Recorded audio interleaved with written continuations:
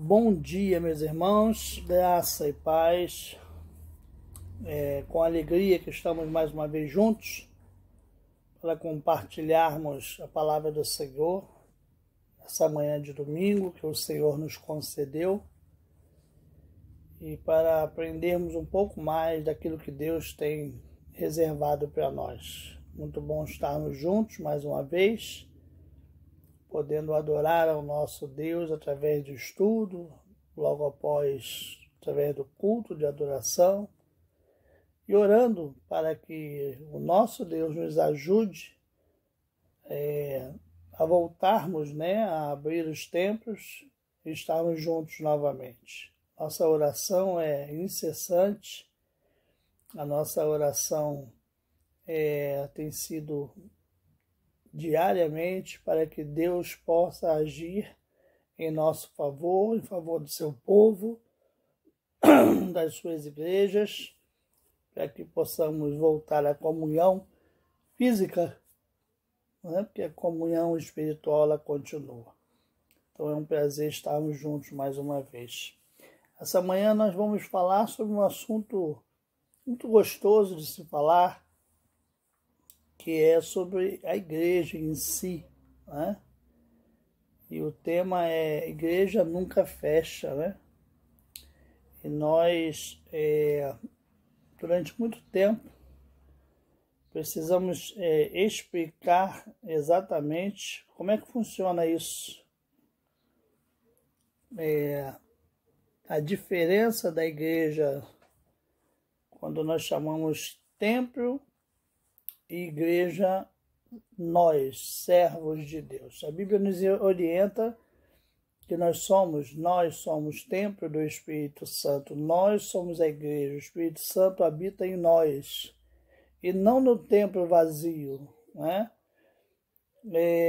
Sempre damos o exemplo de que quando termina o culto e nós fechamos a igreja e vamos para os nossos lares, aquele local ali que serviu para adoração minutos antes, não tem mais ali a presença do Espírito Santo, porque o Espírito Santo habita em nós. Então é simplesmente mais um local, um prédio, fechado. E ali não tem nenhum valor significativo espiritualmente falando. Tem um valor material, tem um valor histórico, mas não espiritualmente falando. A Bíblia diz que onde estiver 2 ou 3 reunidos, ali estará o Senhor. Então, a igreja templo só tem valor espiritual quando nós estamos lá e, consequentemente, o Espírito Santo está lá conosco. Amém? É importante frisarmos isso.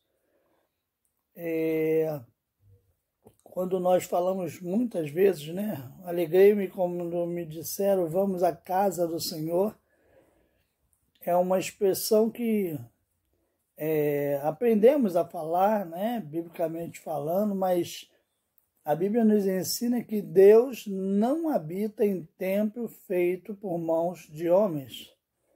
Ele não habita lá, mas habita em nós através do seu Espírito. Isso é algo fantástico, é algo maravilhoso, é algo para muitos inexplicável, É algo que transcende o lado humano da compreensão, o lado racional, e só podemos entender isso espiritualmente falando. Então a lição de hoje trata disso, e Paulo vai nos falar um pouco sobre isso, 1 Coríntios, que é o texto proposto pelo autor, capítulo 3, versículo 9 em diante. E nós vamos ler esse texto nesse momento. Capítulo 3 de 1 Coríntios, versículo 9 ao 19.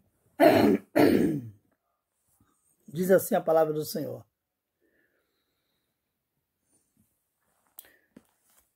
Porque de Deus somos cooperadores, lavoura de Deus, edifício de Deus sois vós.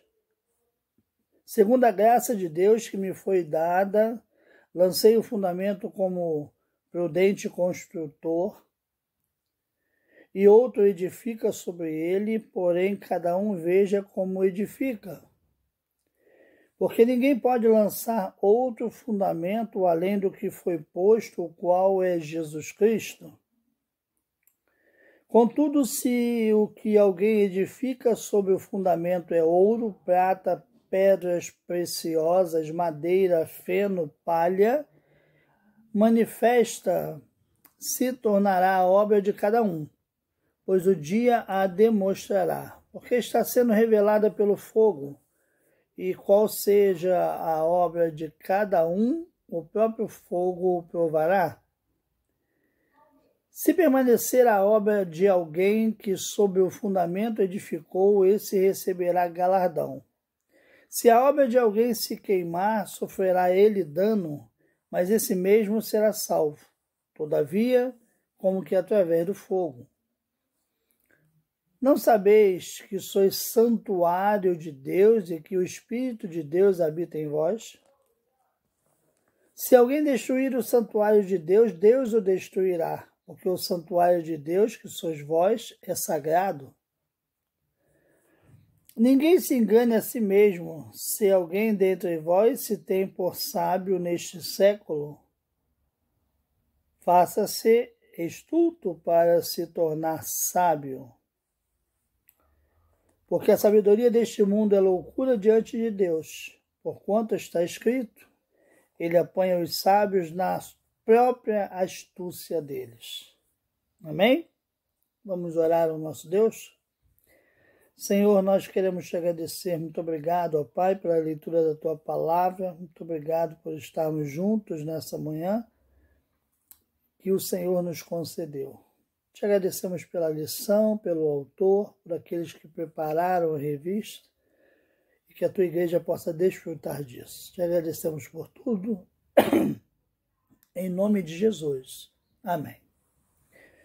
Queridos, Paulo, ele... Desculpa. Paulo, ele começa o capítulo 3 falando sobre as divisões na igreja, né? Ele começa falando sobre as dissensões, as divergências entre irmãos que tanto prejudica a igreja do Senhor. E nós precisamos estar atentos a isso, né?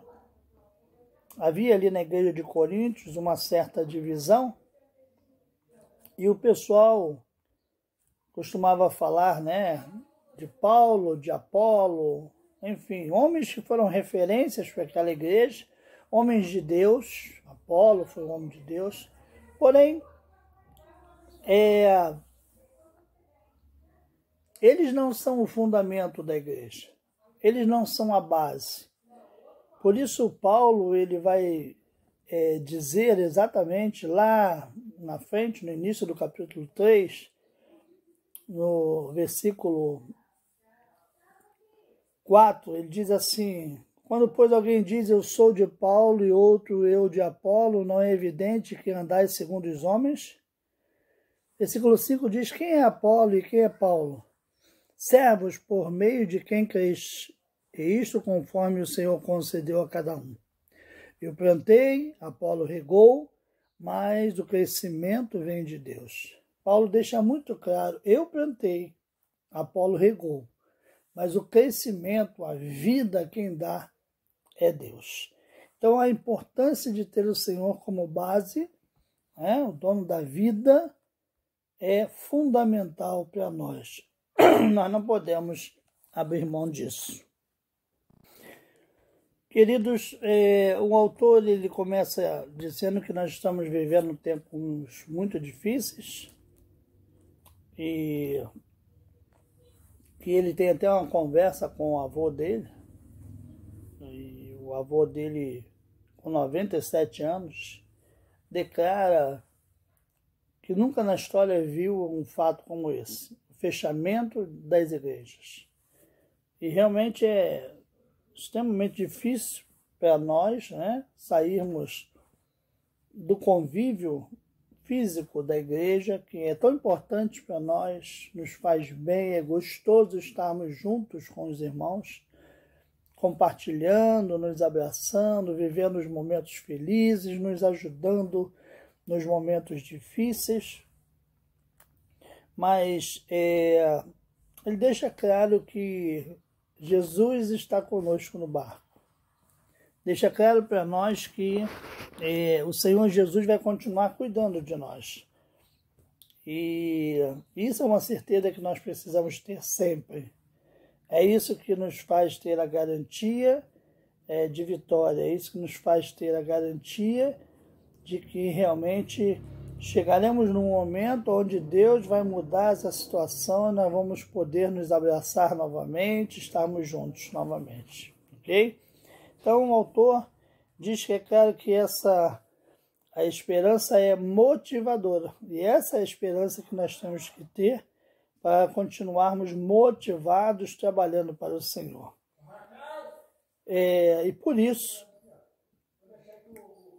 nós queremos agradecer a Deus, né, por esse cuidado todo que Ele tem conosco.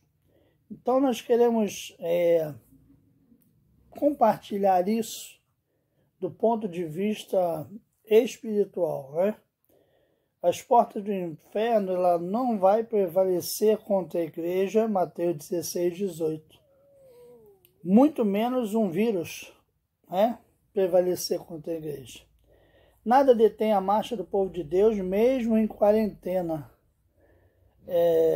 Haja visto, né, que nós temos o exemplo clássico da nossa igreja, que se uniu em prol de manter os cultos, manter os trabalhos, manter as atividades. Nós podemos ver irmãos que continuam cuidando da área social, ajudando pessoas. Outro dia mesmo pude ver o compartilhamento, né, de algumas cestas básicas para serem entregues. E isso a rotina do dia a dia da igreja continua. O trabalho continua e Deus vai provendo tudo o que é necessário para que nós possamos continuar servindo a Ele. É lógico que queríamos estar juntos, mas se não é possível, nós estamos juntos espiritualmente falando, online, né, através dos cultos, e vamos continuar praticando o ID de Jesus, falando do amor de Jesus para muitas pessoas, né? Nós temos a oportunidade de compartilhar os links, né, com amigos, como eu tenho feito, alguns irmãos também, enviado o link para amigos, para parentes, e coisas que nós não tínhamos possibilidade de fazer antes. Então, a gente somos levados à palavra de Deus quando ela diz que todas as coisas contribuem para o bem daqueles que amam a Deus.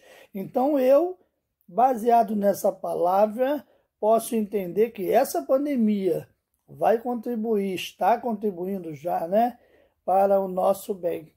Talvez você pergunte, mas pastor, como é que é isso? Uma coisa tão ruim como essa, né? Mas veja bem, a Bíblia diz que todas as coisas contribuem para o bem daqueles que amam a Deus. Então, como eu sempre digo, você ama a Deus? Então todas as coisas contribuirão para o seu bem. Não importa que aos nossos olhos essas coisas sejam ruins no momento. Deus vai projetar para que isso possa ser bênção para nós. Ok? Muito bem. O apóstolo Paulo, na sua primeira carta à igreja de Coríntios, dedicou-se a tratar das causas da divisão da igreja, enfatizando que o santuário de Deus são as pessoas e não os prédios. 1 Coríntios 3, 16, 17. Parece óbvio, mas esse entendimento é fundamental para a saúde doutrinária do cristão. Precisamos entender isso e termos certeza disso. Não é aquele templo lá, né, onde nós nos reunimos, que é casa, morada de Deus. Não. Local que nós separamos, que pertence a Deus com certeza, mas como eu já disse, ele só é santo quando nós estivermos lá. quando a presença do Espírito Santo estiver lá, quando nós estivermos em culto, em reuniões, e aí então a presença de Deus estará lá, ok? Fora isso, ali é um local comum, como é a sua casa, como é a minha casa. Se estiver fechada, ali não está, né? Habita Deus pela forma de que Deus habita em nós, ok? Cooperação madura e consciente é o primeiro ponto da lição e fala para nós sobre a sinceridade de Paulo. Paulo é muito sincero quando expõe isso. A sinceridade de Paulo dá um tom enérgico ao início do capítulo. Não vos pude falar como a pessoas espirituais, mas como a pessoas carnais. Paulo ele conceitua a diferença entre aqueles que compreendem as verdades espirituais e aqueles que não compreendem, pois não conseguem pensar além da vida terrena e física. Há pessoas que, mesmo dentro da igreja, precisam ser moldadas. Por isso que a gente fala, a conversão é um ato único, ele acontece e ponto final. Agora, o processo de mudança, de santificação, ele vai durar até o Senhor nos chamar, até chegarmos na glória, até o Senhor nos convocar. Então, há pessoas que precisarão ser moldadas em todos os dias da sua vida para compreenderem essa questão aqui, Algumas questões realmente espirituais. Então, Paulo, ele usa de sinceridade para falar isso. Não amadurecer na fé é um problema para a vida cristã. O leite precisa ser substituído por alimento sólido. Isso faz parte do crescimento. Por ainda serem carnais, Paulo não podia aprofundar seus ensinos. E a gente para pensar, quando os novos crentes chegam, Nós começamos ali com a classe de novos crentes, começamos a dar algumas informações, isso é comparado ao leite do bebê, do recém-nascido, aonde eles precisam daquele alimento naquele momento, mas eles crescem e o seu corpo vai precisar de um alimento mais sólido. Assim é o cristão. Começamos na vida cristã recebendo o leite, como diz a palavra aqui através do apóstolo Paulo, o primeiro alimento ali, o básico, o alimento mais frágil, mas precisamos nos preparar para recebermos um alimento mais sólido. Isso só acontece através da maturidade cristã. Quando nós buscamos santificação, buscamos nos aproximar de Deus, aí é necessário o alimento mais sólido, e aí a igreja, o pastor pode introduzir um alimento mais sólido, um estudo mais complexo, porque os irmãos vão estar preparados para receber aquilo ali, ok? Por exemplo, achar que só podemos servir a Deus nos templos é prova de imaturidade espiritual. Buscar manter-se fiel somente quando o templo está acessível e enganar-se a si mesmo. Nós somos crentes em qualquer lugar. Somos representantes de Deus, filhos de Deus, lavados e remidos no sangue do Cordeiro, aonde nós estivermos. Seja no nosso lar, seja na igreja, templo, seja na faculdade, no colégio, trabalho, aonde nós estivermos, nós somos representantes de Deus. Então nós estaremos servindo ao Senhor aonde nós estivermos, com o nosso testemunho, com as nossas atitudes, Então, pela carnalidade que imperava a igreja em Corinto, estava mergulhada no partidarismo, afogando-se em discórdias, Inveja, discórdias, e fala isso no versículo 3. Havia os que se declaravam de Paulo e os que se declaravam de Apolo. Não focaram no fim, se perderam nos meios, pois Paulo e Apolo foram apenas instrumentos nas mãos do Senhor. Paulo exortou a maturidade pela consciência de que somos tão somente cooperadores de Deus. Ele usa duas imagens, lavoura e edifício, para simbolizar quem nós somos realmente. A ideia de estabelecer a comparação entre a igreja e uma lavoura é riquíssima. Lavoura nos remete à plantação, cultivo e colheita, tudo que a igreja faz, né? A gente planta, a gente cultiva e a gente colhe. Não é assim que funciona? Outra imagem oportuna é comparar a igreja com um jardim. Porém, jardins são mais estáticos, lavouras são mais dinâmicas. Um jardim é podado para manter uma imagem fixa de adorno, né, de beleza. Uma lavoura é constantemente cultivada para produzir. Nós somos lavoura de Deus. Ele, como legítimo dono e provedor, se utiliza desse meio aí para nos abençoar. Porém, irmãos, o crescimento, realmente, só Deus pode dar, né? A vida, quem dá é Deus. Quem mantém a vida é Deus. Então, nós não temos condições de fazer isso. Nós podemos fazer inúmeras coisas, né? Até mesmo uma planta, se plantarmos, nós vamos lá, plantamos, colocamos a semente, regamos, vamos cultivar para que ela cresça. Mas a vida daquela planta pertence a Deus. Não somos nós que vamos dar vida àquela planta. Assim somos os seres humanos. A vida quem dá é Deus. Quem salva é Deus. Não somos nós. Somos apenas cooperadores, servos, né? Serviçais desse Deus maravilhoso que nos resgatou para a vida eterna. O segundo ponto da lição fala sobre construção adequada e convicta. Paulo também usa a imagem de um edifício, né, e passa a falar sobre construção. Ele fala de si como construtor, como lançador de alicerce, pois essa é a característica do seu ministério. Era um missionário, um plantador de igrejas, estava sempre viajando, estabelecia o alicerce e outro continuava a construção sobre ele.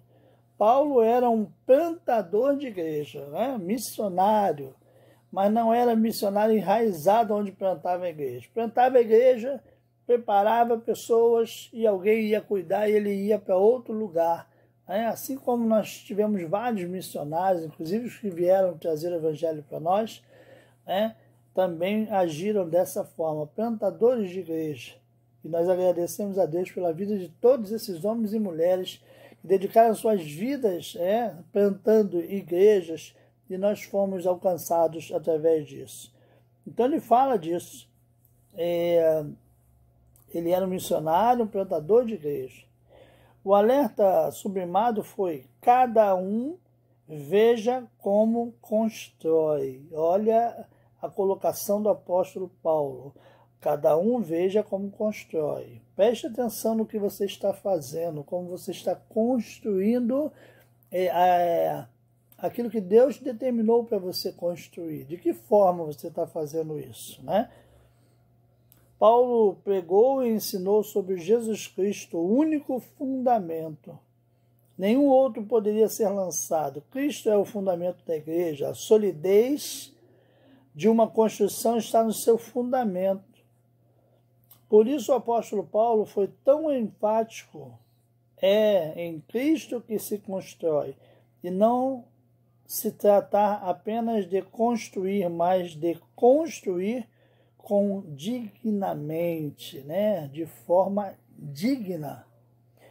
Irmãos, Paulo faz a comparação, né, da base, da fundação, e coloca que a fundação única, né, cabível e eficaz é Jesus Cristo. Nós sabemos disso.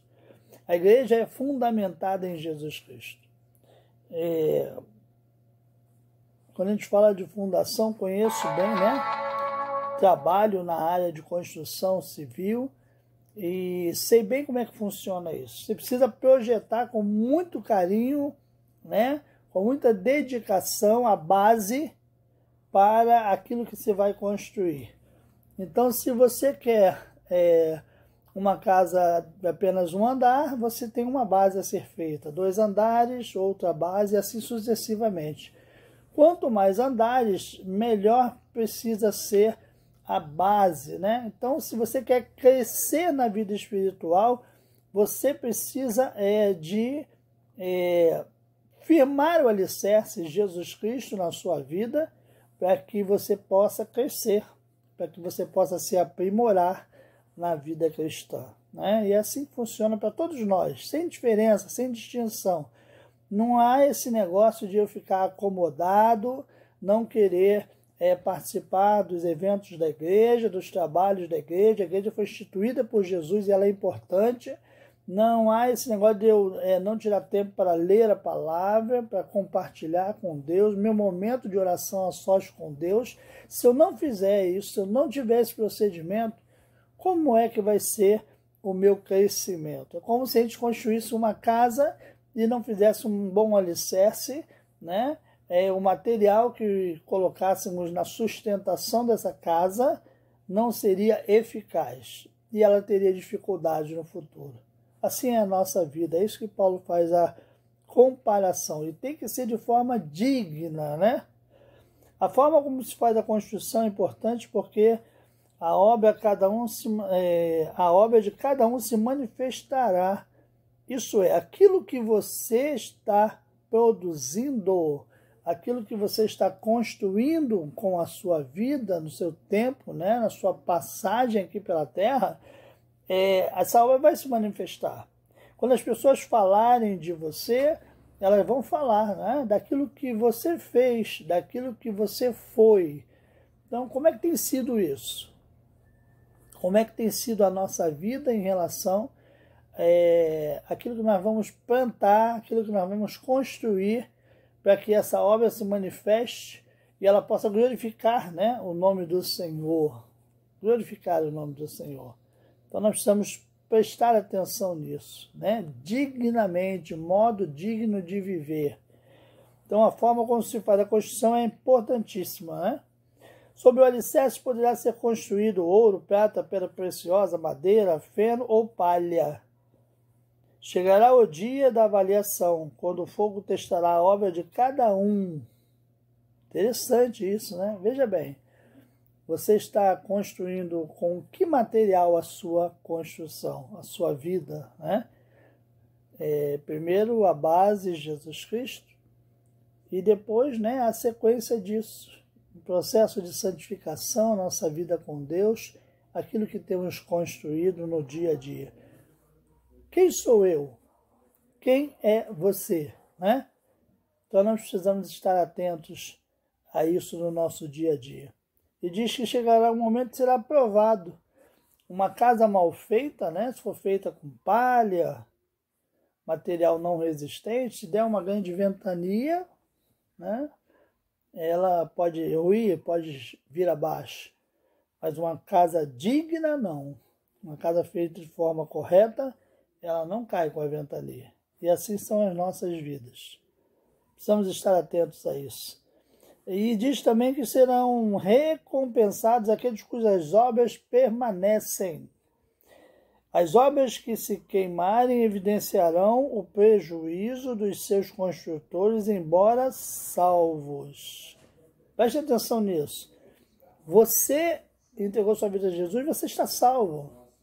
Você vai para o céu. Mas aquilo que você construir ao longo da sua vida em relação às pessoas, vai ficar marcado. Né? O que você tem feito? O que nós temos feito em prol do Evangelho de Cristo? É isso que Paulo chama a nossa atenção. Paulo não está classificando como construções mais, e sim como inadequadas. Isso nos permite dizer que podemos apresentar a alguém uma mensagem parcial do Evangelho, levando o ouvinte a um entendimento inadequado, fraco, insuficiente. E é aí que mora o perigo, né? Quantas pessoas hoje querem ensinar a palavra de Deus? Às vezes nós ouvimos coisas absurdas, né? Em microfones, em locais que são intitulados de igrejas, mas que estão ensinando a palavra de Deus de forma incorreta. E esses locais, essas pessoas não têm o nosso respeito. Tem o nosso respeito quem ensina a palavra de Deus de forma adequada, verdadeira, né?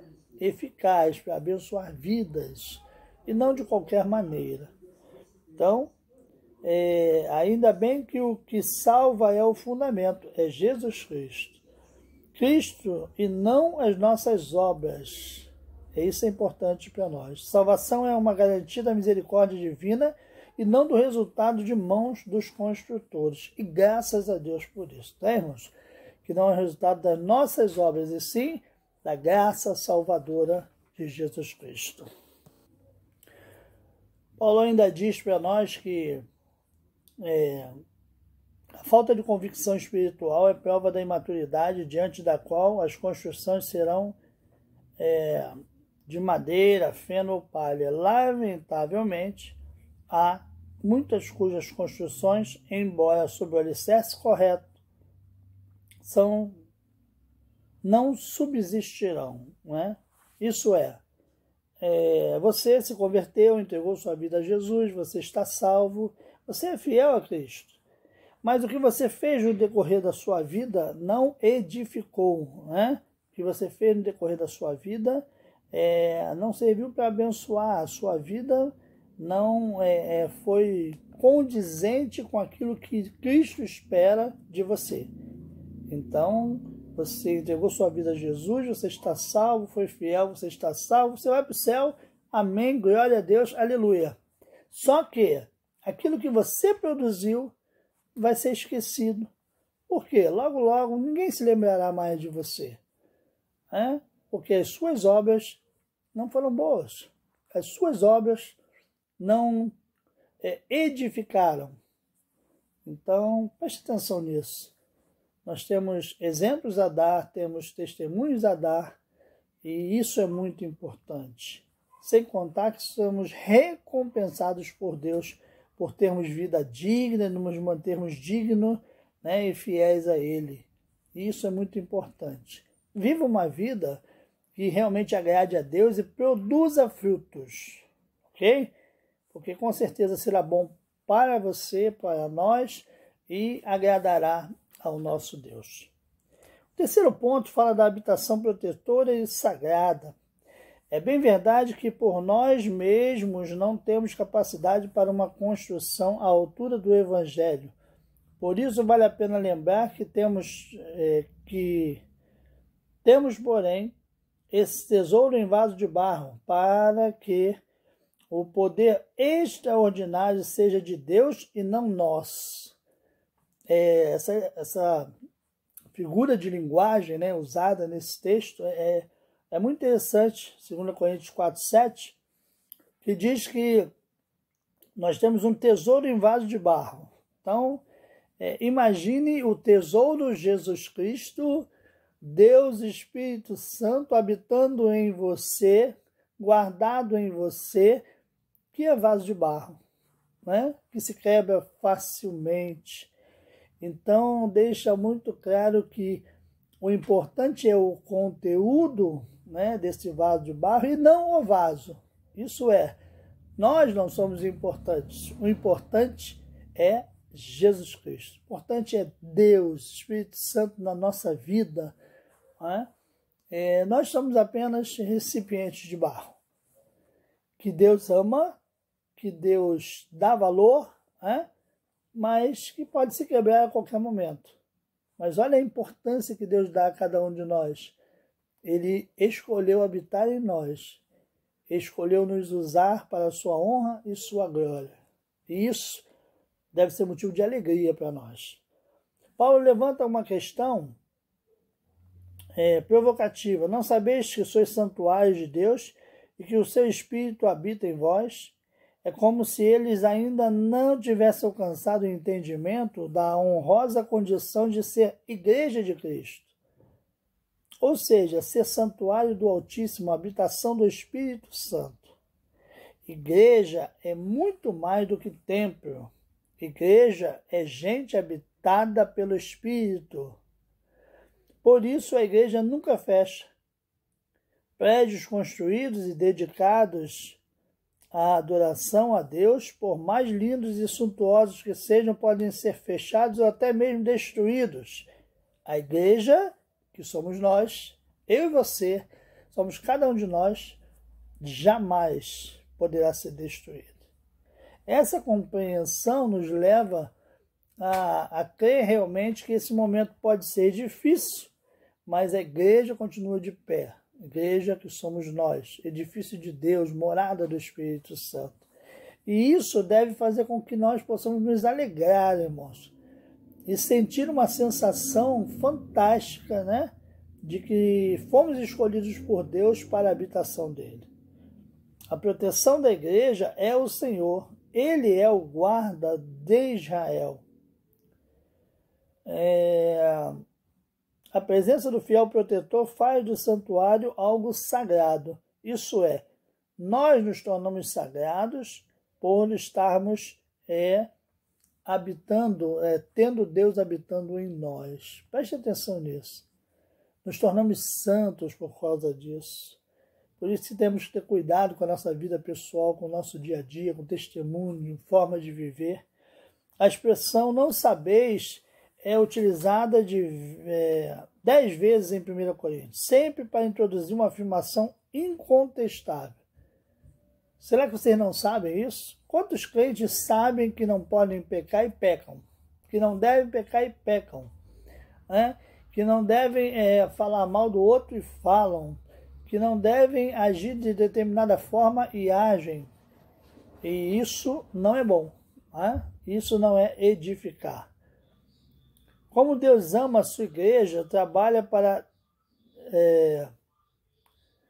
para destruí-la é chamar para si a disciplina divina.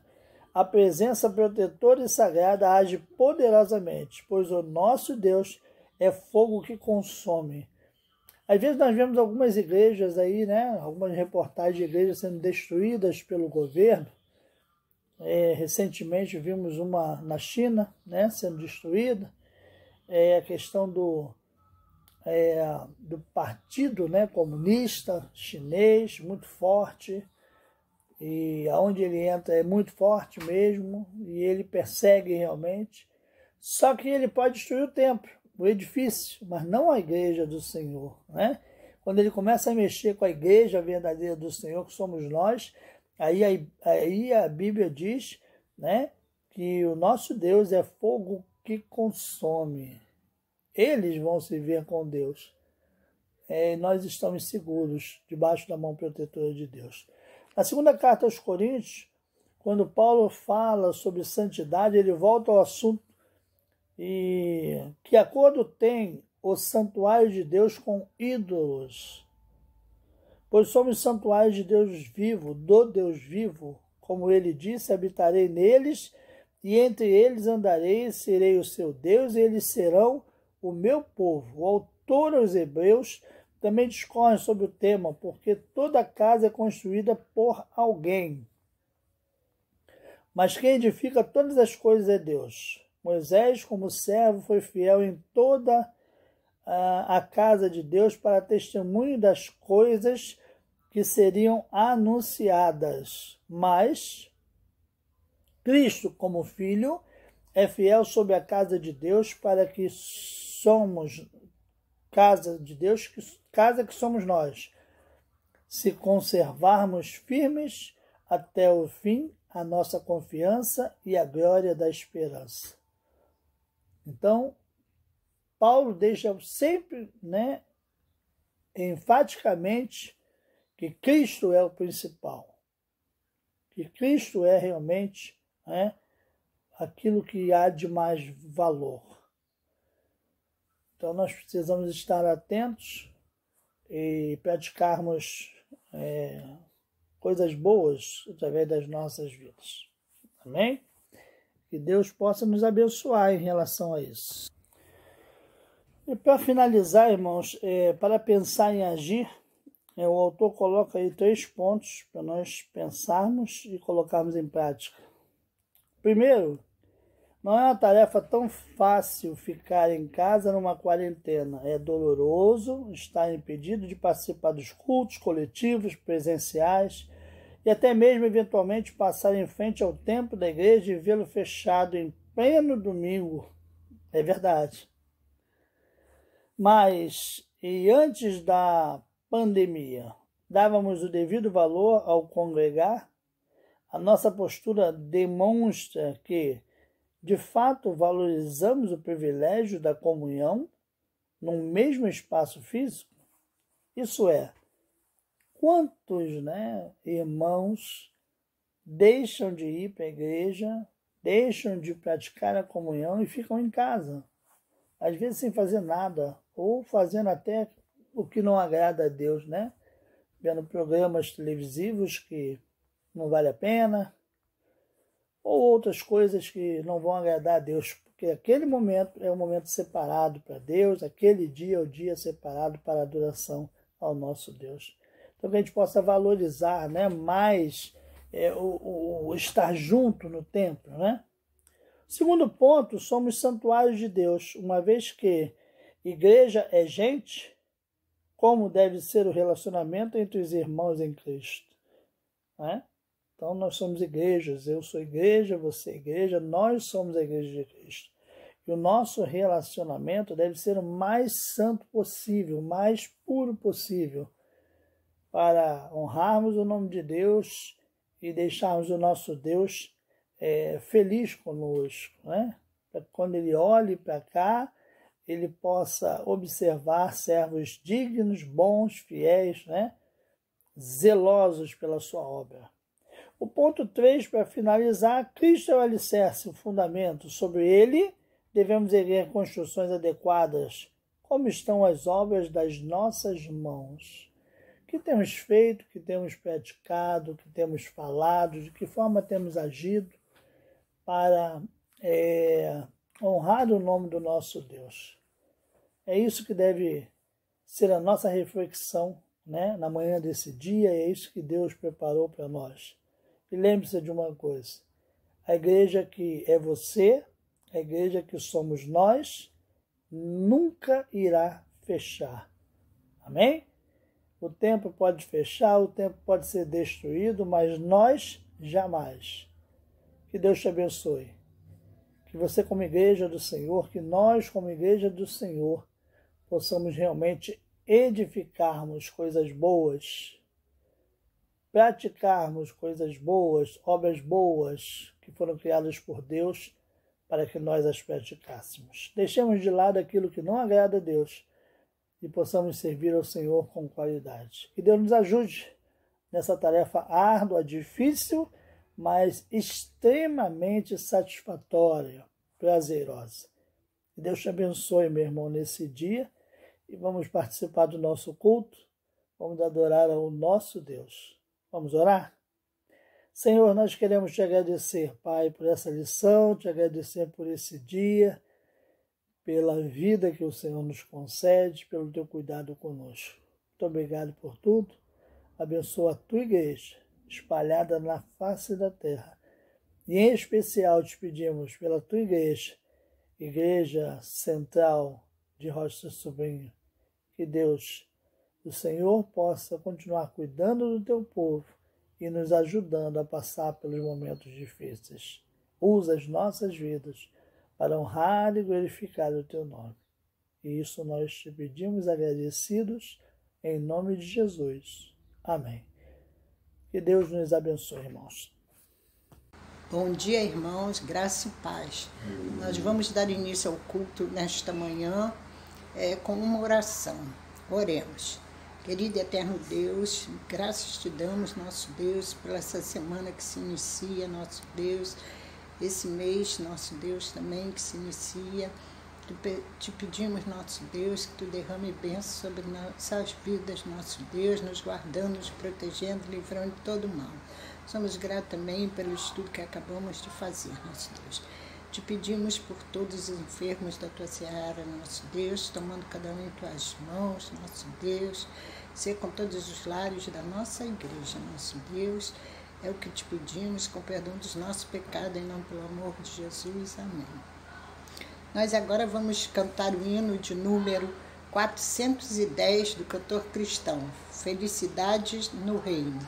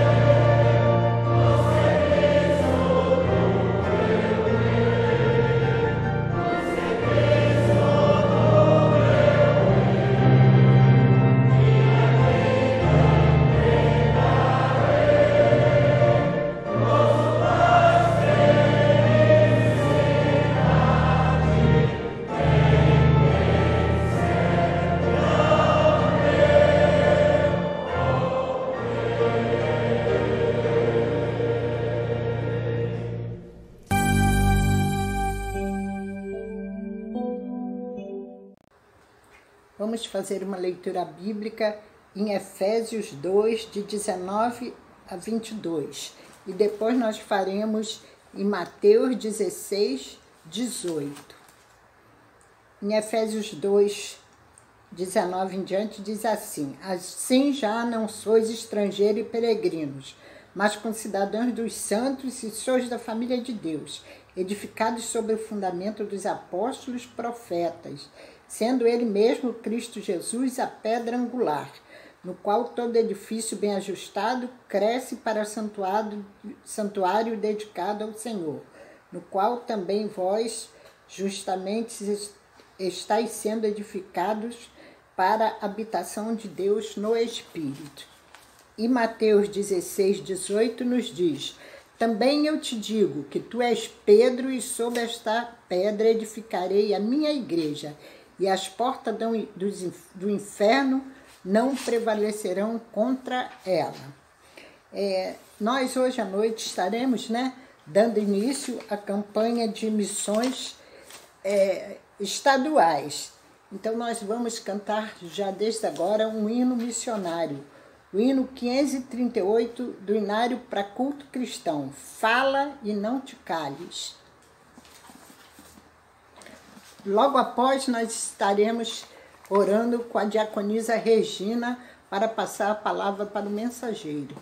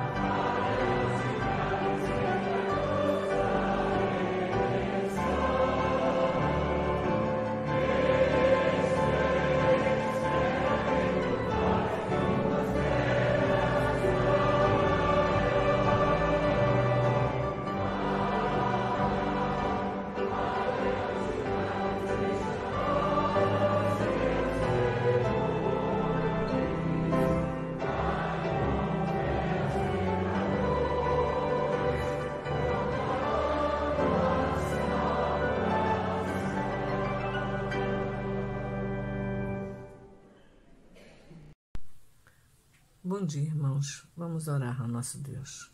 Soberano Deus, Pai amado, Pai querido, nós te agradecemos, ó Deus, pelo estudo que tivemos, te agradecemos, ó Deus, pelas tuas bênçãos, te agradecemos, ó Deus, porque o Senhor tem cuidado de nós.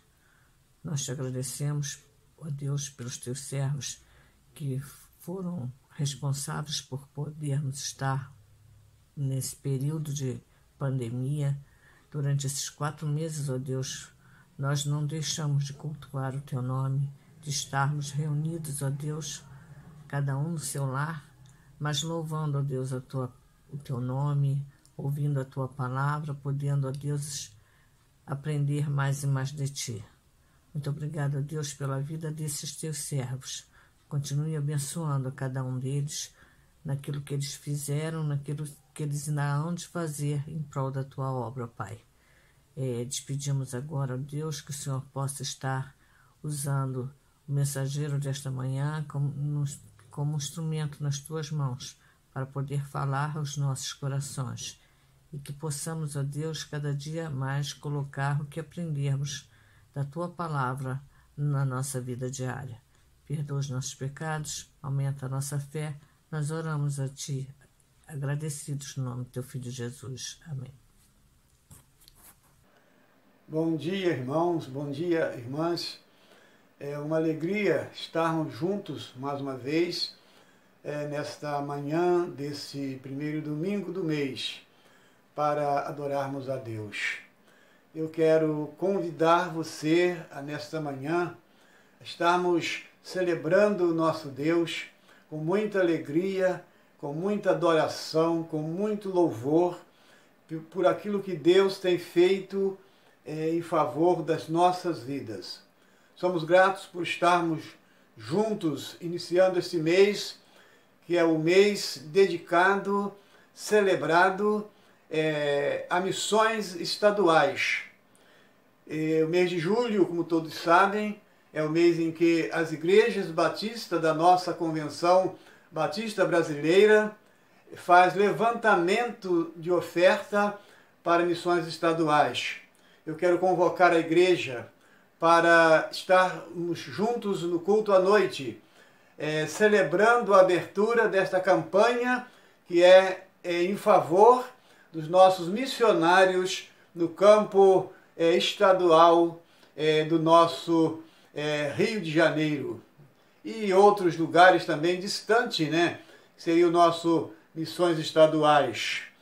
É uma grande oportunidade para todos nós estarmos sendo instrumento de Deus para contribuir, cooperarmos para a obra de Deus nesse tempo da igreja. Eu gostaria que ninguém ficasse de fora desta campanha de missões estaduais. As crianças, os juniores, os adolescentes, os jovens, todos os adultos podem participar desta oportunidade de celebrarmos a Deus este esforço para a sustentação do Ministério de Missões Estaduais. A igreja sempre fez isto e é um privilégio para nós, com os irmãos, estarmos nesse esforço para alcançarmos a igreja para o Senhor Jesus. Há uma preocupação de alguns colegas, até de alguns irmãos, com respeito o que vai acontecer quando as igrejas estiverem com os templos abertos, funcionando, retornando às atividades presenciais das igrejas. E alguns estão imaginando, né, que muitos irmãos não vão voltar. Muitos daqueles que conosco estavam antes do fechamento dos templos, eles não vão retornar. E um pastor me ligou e me disse que estava preocupado porque muitos não iam retornar. Como estaria a igreja funcionando? E eu disse ao pastor, respondi a ele, usando lá 1 João capítulo 2, verso 19, quando o apóstolo João vai declarar ali no texto, né, que saíram de nós, mas não eram de nós. Se fossem de nós, ficaria conosco, mas isto é para que se manifestasse que não eram todos de nós. Então, aqueles que pertencem à Igreja do Senhor Jesus e foram separados por Ele para servir a Ele aqui nesse templo em que está edificado para a glória de Deus. Aqueles que Deus trouxe para este local, esses permanecerão servindo a Deus aqui. Então esses são de nós. E aqueles que não são de nós, por certo, vão sair. Eu disse a ele, eu não acredito que vai haver um esvaziamento no templo, mas é possível que até aumentem aqueles que serão alcançados pelo Espírito Santo para fazer a obra do Senhor conosco. Então essa é a minha esperança. Eu creio que a esperança de todos aqueles que celebram esse tempo da igreja conosco. Mas, queridos irmãos, amados que estão nessa manhã compartilhando esses momentos de adoração a Deus conosco, nós temos percebido que muitas pessoas, por conta dos obstáculos da vida que surgem muitas vezes, decepções, frustrações, acabam muitas vezes deslocando, tirando as pessoas daquilo em que eles estavam focados e até mesmo eles mudando os seus sonhos, os seus projetos. Há muitas pessoas que mudaram os seus sonhos, abandonaram os seus sonhos e os seus projetos. Muitos que eram músicos nas nossas igrejas, pessoas que cantavam, louvavam a Deus, muitos abandonaram, muitos pararam, se estacionaram, não estão mais servindo o Senhor com a mesma intensidade de vida. Há poucos dias, eu conversando com um rapaz, ainda um tanto jovem, ele é músico, tem uma habilidade muito grande com o instrumental, e ele declarou que é um desigrejado desse tempo, que há uns 3 anos parou as atividades e não está em igreja nenhuma servindo a Deus. É muito triste nós encontrarmos pessoas em que Deus lhe concedeu dons e eles não estão usando os seus dons para a glória de Deus. E eu aconselhei a procurar uma igreja e desenvolver, dar continuidade aquilo em que Deus tem dado a ele como bênção na sua vida. E eu então fiquei pensando, lembrando, de um hino que nosso hinário cantor cristão, em que cantamos muitas vezes, muitas vezes. E é o hino 164 do nosso cantor cristão, que lá uma das estrofes, o escritor, inspirado por Deus, vai dizer: quantos que corriam bem, já não mais contigo vão. Outros seguem, mas também frios, sem amor estão. E tem sido assim com muitos servos de Deus. Abandonaram os projetos, abandonaram os sonhos e estão muitas vezes sem dedicar as suas vidas ao Senhor Jesus. Mas eu quero animar você nessa noite, nessa manhã, desse dia. Eu quero trazer de Deus ao teu coração. Deus quer apagar todas essas coisas que você deixou penetrar na sua vida nesse tempo. E Deus, nesse tempo, quer dizer para você, você precisa recomeçar a sua vida. Um recomeço na sua vida.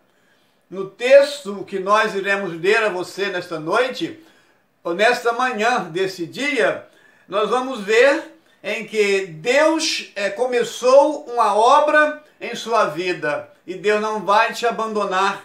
Deus é aquele que começou a boa obra em sua vida e Deus vai completar. Segundo Filipenses, capítulo 1, versículo 6, Deus diz isso, Deus não vai desistir de você, porque Ele começou esta boa obra na sua vida. Meu querido ouvinte, minha querida irmã, meu querido que está me ouvindo nesta manhã deste dia. Eu quero começar lembrar ao teu coração, tá? Que é preciso recomeçar agora, porque Deus continua buscando realizar aquilo que Ele iniciou na sua vida. Há coisas que Deus começou e é preciso dar continuidade, coisas que não podem parar, coisas que não podem estacionar, porque Deus quer que você dê continuidade a isto. Deus só para um projeto quando Ele tem um propósito maior com outro projeto. Mas os projetos de Deus são projetos em que possivelmente não para, mas tem continuidade, porque Deus dará esta continuidade segundo a sua boa vontade para louvor da sua glória.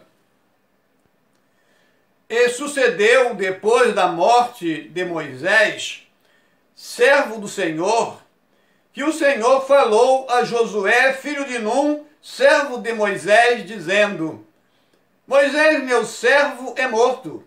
Levanta-te, pois, agora, passa este Jordão, tu e todo este povo, a terra que eu dou aos filhos de Israel. Todo lugar que pisar a planta do vosso pé, vou-lo tenho dado, como eu disse a Moisés. Aqui está o texto que nós separamos para dizer ao teu coração nesta noite, ou nesta manhã, digo, que Deus quer dar continuidade àquela obra em que Ele começou na sua vida, ou na minha vida, ou em nossas vidas. A história desse servo de Deus, tão conhecido, que é Josué. Todos nós conhecemos a história de Moisés e de Josué, um servidor de Moisés, como diz a palavra de Deus, que acompanhou Moisés por longos anos da sua existência. Era um dos homens mais próximos de Moisés. E chegou um momento, então, na história da palavra de Deus, como nós podemos ver, que Moisés morreu. É o final da existência de um grande homem de Deus. E eu fiquei então pensando como ficou o coração de Josué. Josué era aquele que acompanhou Moisés, vendo todas as maravilhas que Deus realizou através de Moisés. E nós imaginamos que Josué era bastante dependente desse grande homem de Deus. E agora ele se vê sozinho, sem aquela orientação em que recebia desse grande homem de Deus que era Moisés. E a palavra de Deus diz que Deus chega a Josué e diz a Josué para que ele levantasse. Isso faz-nos pensar que Josué foi tomado de uma tristeza, de um momento muito triste em sua vida, com a morte do seu grande líder. Mas Deus havia começado também uma grande obra na vida de Josué. E Deus vai então trazer esta palavra ao coração de Josué. Levanta-te. Era uma palavra de ânimo, uma palavra de encorajamento a Josué, tá? Uma palavra de proteção a quem estava se sentindo inseguro diante da situação que estava vivendo, que era a morte de Moisés, e agora quem conduziria aquele povo aquilo em que Deus havia programado, que era atravessar o Jordão e assentar o povo na terra prometida. Quem faria isto? Josué, por certo, não tinha esta esperança no seu coração, mas Deus havia o escolhido para que ele desse seguimento à obra em que Deus havia iniciado no seu coração. Então, talvez os sonhos de Josué era chegar à terra prometida. Talvez era projeto de Josué. Mas parece que o projeto havia acabado. Não, o projeto não acabou. Os sonhos de Josué não havia sido sepultado ali com a morte de Moisés, porque Deus tinha em vista da continuidade a esta obra através da substituição de Moisés, através de Josué. E Deus então disse a Josué: levanta-te. Os sonhos não morreram. Os sonhos não acabaram. E é nesse momento, então, querido irmão, que nós ouvimos Deus também falando aos nossos corações que os nossos sonhos, os nossos projetos, eles estão sendo conduzidos e orientados pelo nosso Deus. Eles não morreram. Eles precisam ser encarados com ânimo, porque Deus vai nos dar este ânimo. Então, Josué é aquele em que Deus está falando para que ele pudesse levantar e tomar a frente daquele povo, que Deus ia realizar aquilo em que ele havia prometido a Abraão, que ele daria aquelas terras à descendência de Abraão. E aquele povo em que Moisés estava conduzindo e agora Josué estaria assumindo, era exatamente os descendentes de Abraão que Deus havia sustentado, Deus havia preservado e Deus estava então conduzindo para que cumprisse aquilo que Deus havia determinado. Então, às vezes parece que os nossos sonhos foram impedidos muitas vezes. Josué talvez pensou, em que a palavra de Deus vai nos dizer em que ele estaria vencendo muitos inimigos. Muitos inimigos estariam sendo colocados diante de Josué.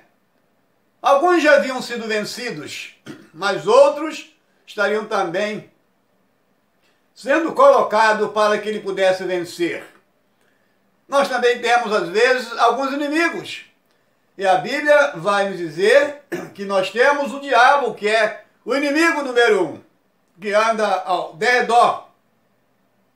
Segundo 1 Pedro 5,8, procurando a quem possa tragar. É o nosso adversário, que às vezes quer tirar os nossos projetos, impedir os nossos sonhos, mas Deus, ele vai nos dar a vitória. Temos um outro inimigo que também, muitas vezes, tem atrapalhado alguns, que é o mundo, O mundo tem tragado a vida de alguns que muitas vezes estavam conosco e não estão mais. Temos também os nossos desejos, que é a carne, também é um inimigo de muitos. Quantos dão lugar à carne, os desejos da carne, e perdem a oportunidade de glorificar a Deus. Mas Jesus vai nos dizer: tem bom ânimo, eu venci o mundo. No mundo tereis aflições, mas tem bom ânimo. Então, Deus sempre vai nos trazer uma palavra de ânimo para nós prosseguirmos, assim como Deus fez com Josué. Não te mandei eu? Esforça-te e tem bom ânimo. É a palavra de Deus a Josué. Os obstáculos vão surgir. Os inimigos vão surgir em nossos caminhos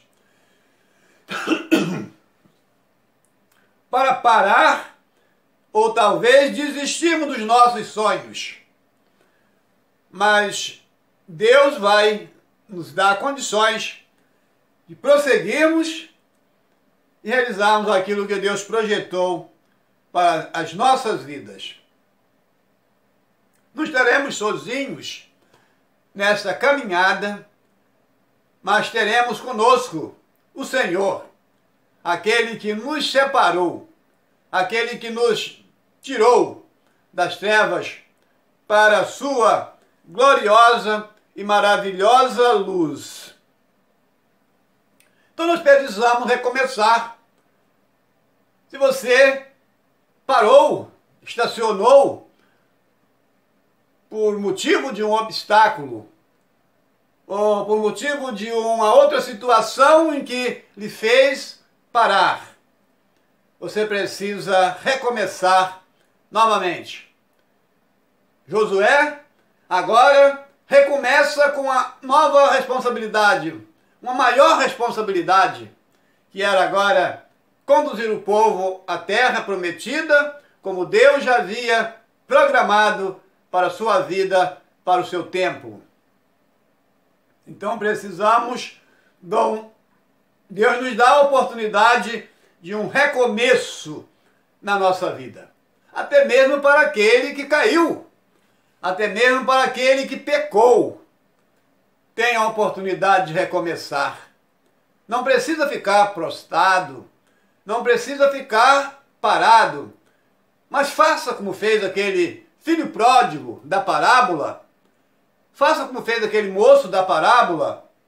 Levantar-me-ei, irei ter com meu pai, e direi: Pai, pequei contra o céu perante ti, não sou digno de ser chamado seu filho, mas faça-me como um dos teus jornaleiros, ou trabalhador.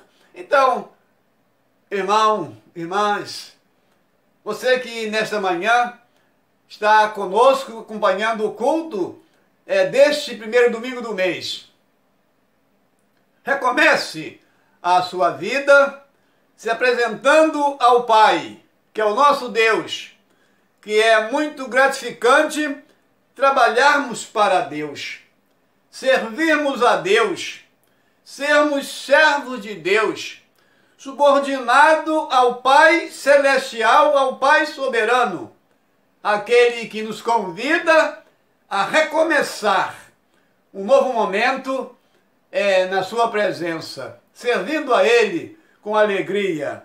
E finalizando com o hino 304, diz lá: eu quero ser, Senhor amado, como um vaso nas mãos do oleiro, quebra minha vida e me faça de novo. Eu quero ser, Senhor, um vaso novo.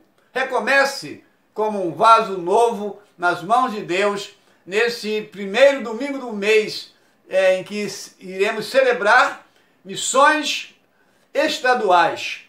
Você recomece também compartilhando esta oportunidade que Deus está nos concedendo para a glória do seu nome. Que Deus nos abençoe, nos faça digno das suas misericórdias. Amém.